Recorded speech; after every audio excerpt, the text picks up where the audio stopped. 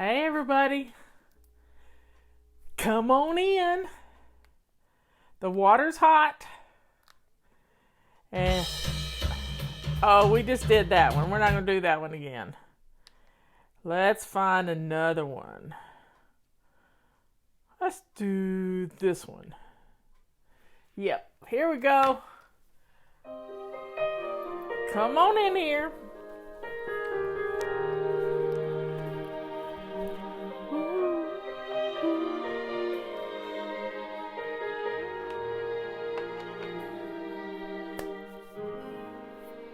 I can hear the thunder rolling. Tea. And the rain begins to fall. I can feel my courage tremble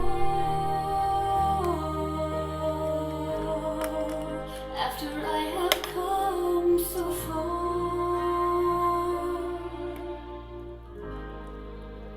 Today my heart is sinking, and my world is caving in.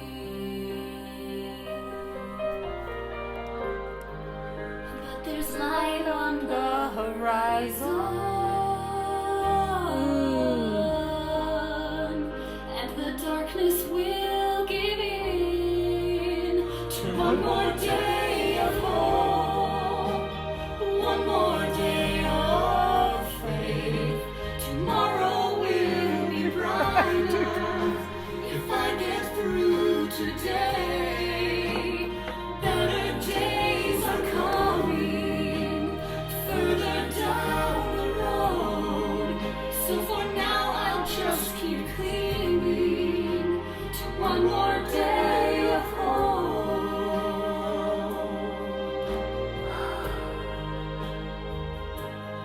One more day.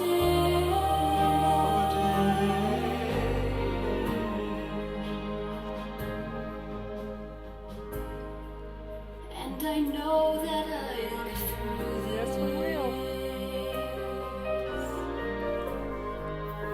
My dreams are in my grasp.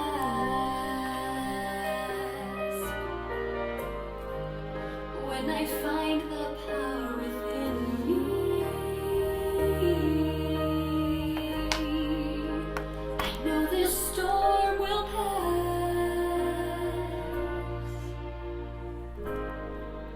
It will only make me stronger. When this victory I've won,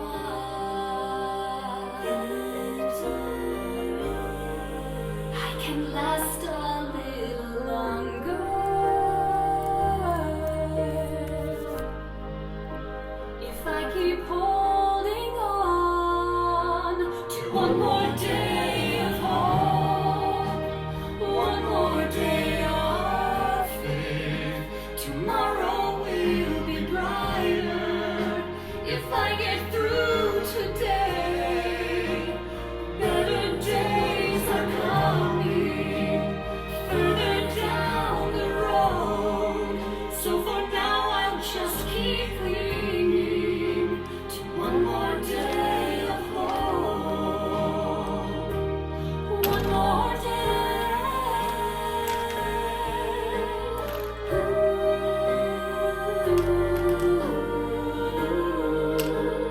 Better days are coming further down the road. So for now I'll just keep clinging to one more day of hope.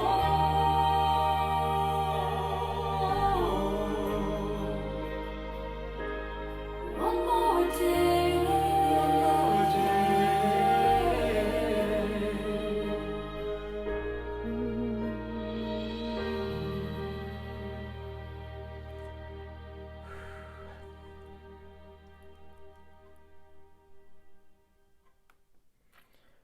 Wow, that's a good song. I'm telling you.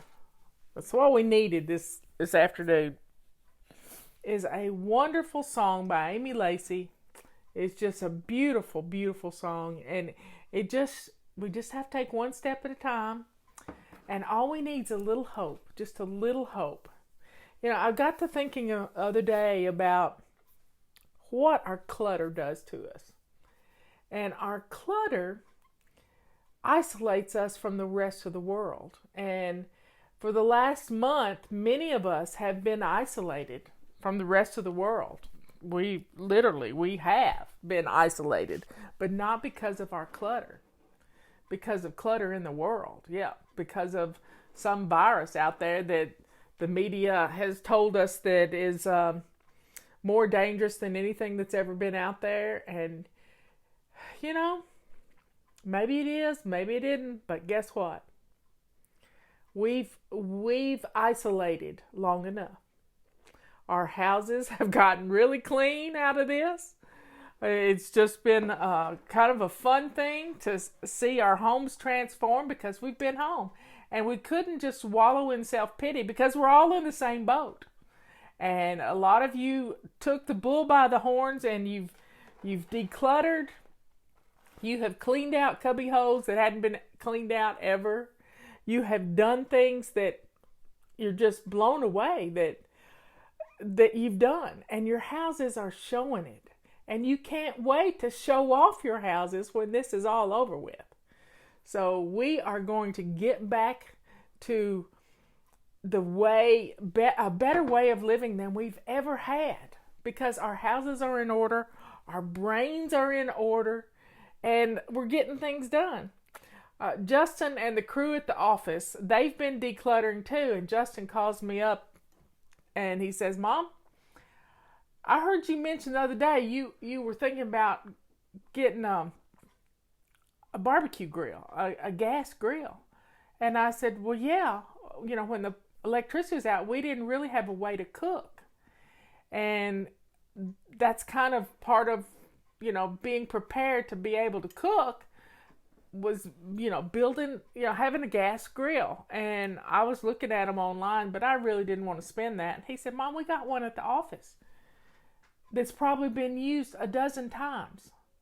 Why don't I bring that one up to you? And I said, well, let me ask Robert if I was willing to put that on the back deck out into the elements. And Robert said, yeah, let's put it in the treehouse. He's putting it in the treehouse.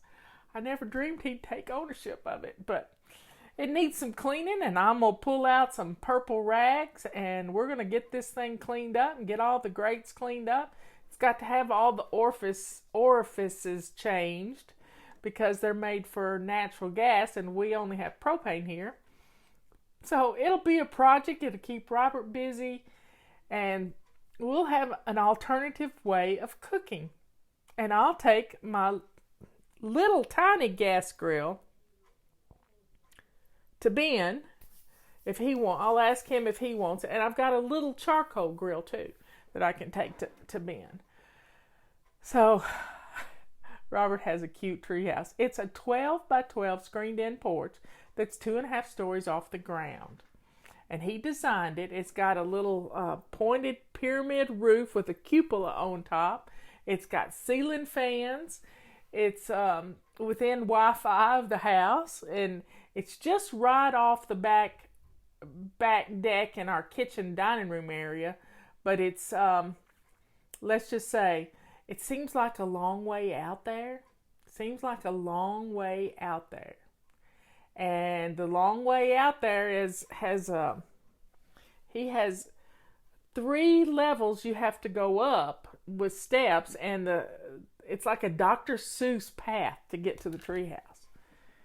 And he loves his little treehouse. And the dog has a chair, and he has a rocking chair. He loves his rocking chairs. And it's just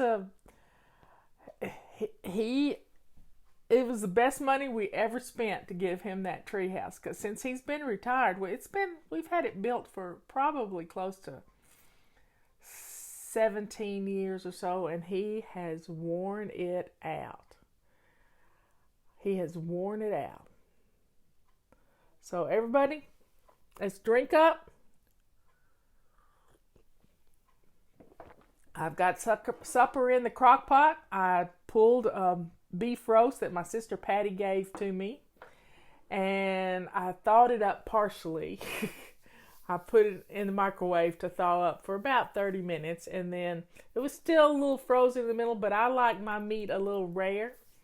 So I breaded it. I put it in a Ziploc bag with flour and salt and pepper and cayenne pepper and breaded it, and then I took some avocado oil and some of the oil. I make bone broth, and somebody asked me the other day in an email, what is bone broth?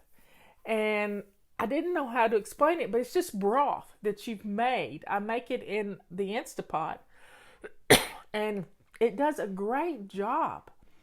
And you get all this nice grease on top. Well, I put it in the refrigerator, and I take that grease off, but then I cut that grease up into little portions, and I'll brown things in it, like my roast. And I put some avocado oil and the cube of the bone broth grease, and then I browned everything up, and then I took the flour that was in the bag and put that in with the grease and made a roux. That's what they say in Louisiana, a roux, and made a gravy, and added a little bit of my bone broth to it because it was a beef bone broth, and oh my, it's the richest gravy. And I cut up a couple of onions in it, and then I put it in the crock pot and put some potatoes and some carrots, and I think I'll add some cabbage in just a little bit, and we're going to have a nice dinner tonight. And I've got some leftover rolls, and we will have now, bone broth can be made from chicken bones. It can be made from beef bones. I like beef bones. Leanne likes chicken bones.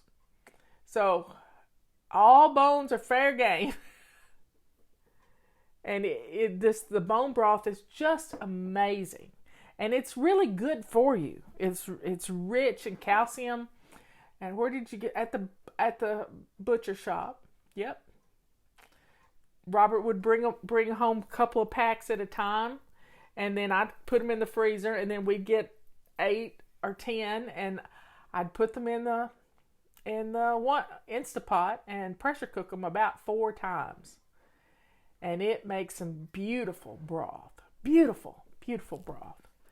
And sometimes I would take the broth and reduce it down by half. I like mine concentrated, so it doesn't take up a lot of space. Yep, you can get some nice marrow bones if you ask your butcher for them. So that's what I've made my beef roast with. And it looks wonderful. It smells good, it looks good.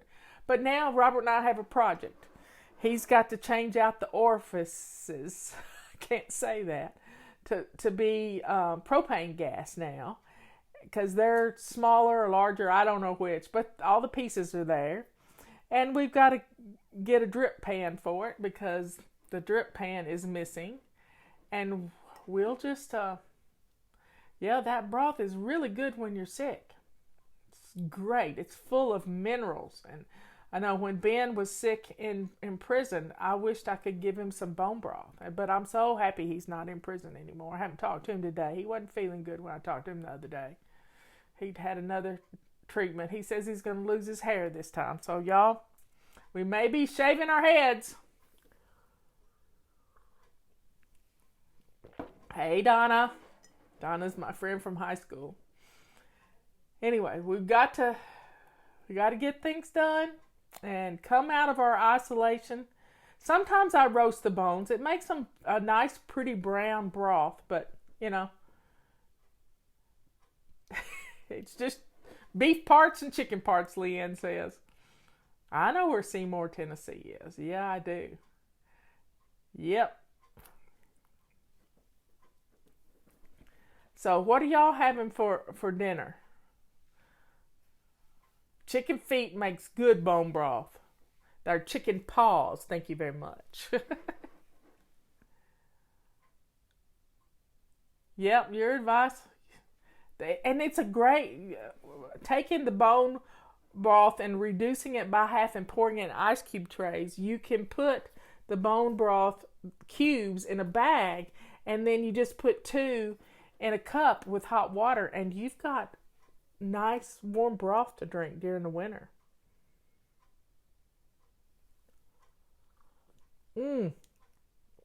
Meatloaf and mashed potatoes. Robert came home with a pound of hamburger meat, so I don't know what we're gonna make with that for tomorrow. But tonight we have beef roast, pot roast. Robert doesn't like it so much because he likes a sort of a tough piece of meat. I want a nice, soft, slow cooked piece of meat. So, oh well, you do with what you got. So Justin's just now leaving. He brought the grill up, and it was an ordeal. It was an ordeal. So I've been watching Miss Lois Brown. She has a YouTube channel called Whippoorwill Hollow, and she's in northeast Arkansas, which is real close to where I grew up. And they homestead about 20 acres there, and that woman knows her. She was a lunchroom cafeteria. She worked in the cafeteria and the lunchroom for a lot of years, and so she's a country cook, and she does lots of good stuff. So I've been kind of addicted during this time of isolation to watching her videos. But what I really like is just her down-home country feel. She has a nice little cabin. It's a 1-bedroom cabin with all open area. And she just put her in a pantry. And she's so proud of her new pantry that she has a place to put her canned stuff. So she just has this country kitchen and a gas stove. And she does a good job. So check out Miss Lois Brown and her Whippoorwill Hollow, because I have just been watching her videos like crazy. Whippoorwill Hollow. I don't know if it's HALLOW or what. Well, folks, y'all have a good day, and I will catch y'all tomorrow. I love you all. See you later.